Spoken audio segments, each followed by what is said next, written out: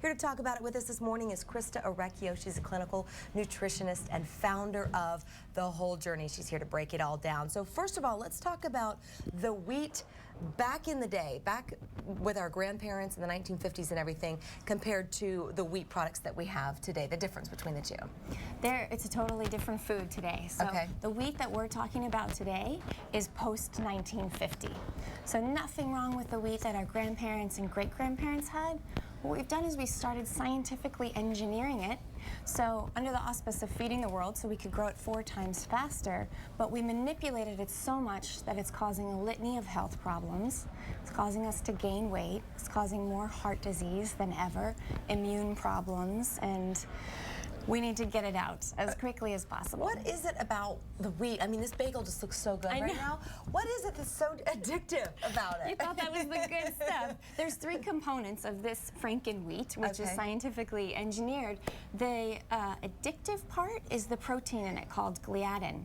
And it actually works off of the receptors in the brain to stimulate them to create more of the bad carbs and the junk carbs. You start to get these cravings. So on average, people who consume wheat, 1, 2, 3 times a day, they're eating about 440 calories more of empty calories, not high quality stuff that they otherwise would. Okay. That's the addictive component of this, but then the starch in here, the super starch called amylopectin that never existed in the regular wheat, that's what's giving us all that extra belly fat and causing, the body doesn't know. Let's say you ate a potato, the body knows how to convert that to energy. This is not real food. The body doesn't know how to convert it to energy, so it stores it as fat. Okay, let's talk about some hidden wheat products or gluten and hidden Beyond products. this stuff, I think everybody knows that this has a lot of gluten in it, but gluten is because we've produced so much of it, we use it as a filler to thicken soups and sauces. It's in soy sauce, it's in almost every conventional canned soup. It's in chocolate. And a lot of things that people don't know is they're using it in lipstick. They're using it in the envelope. When you lick the envelope. Why would it vodka. be there? Because we produce so much Not of it, even and the vodka's safe, people. I know, it's not even from potatoes anymore, right?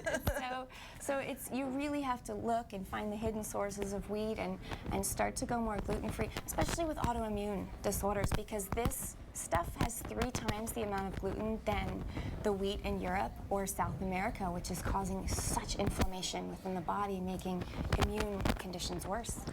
So tell me, if you would, you say we also need to beware if we're going to do the gluten-free of products that are packed with sugar and all sorts of bad stuff, even though they're gluten-free. Yeah, thank you. So you don't want to trade one bad thing for another. And so when you're looking for gluten-free, you want to get things that are made from almond flour. And coconut flour. There's a bread on the market called paleo bread, and that's what's made from these 2 things. Don't affect blood sugar at all. You just don't want more starch. No rice starch, tapioca starch, and all of that. Okay. And what are some tips for like recreating some of our favorite dishes at home that involve wheat but maybe are gluten-free? Exactly. So again, playing with these different flours, you can make pizza crust out of the almond flour. You can grind up pecans and make a breading for chicken or for fish. And then getting familiar with spelt and... Wait, what? Spelt over here. Spelt. So spelt and something called kamut, those are ancient derivatives of wheat. That's what our grandparents and great-grandparents ate. So if you find those in the grocery store, looks and tastes the same, but no negative interaction in the body. So those are pretzels? Yeah. They're pretzels, and they look and taste just the same, but they don't have all the bad stuff in them. I'll be the judge of that. Yeah, you be the judge of that. It's better than the green juice from last week, I promise. Gosh, I'm still scarred from that stuff. Real quickly, you give these grocery tours, right? Where people that are free, and you pick out products. Tell me about this. We try to make this work in your life, and so we give free grocery store tours. See? Looks the same. Through Seaside Market, the 2nd Tuesday of every month, Seaside Market up in Cardiff. And then we'll show you how to go gluten-free in a healthy way, how to make your favorite dishes, and how to really make it work. Interesting. I like that. Okay, here's the deal. If you'd like to get in touch with Christa, you can do that. Her practice is located in Encinitas, and we put more information up, hopefully, on your screen. You can also visit her blog. We've linked it on our website, fox5sandiego.com. Just click on that Seen On tab. I'm sharing, Raul.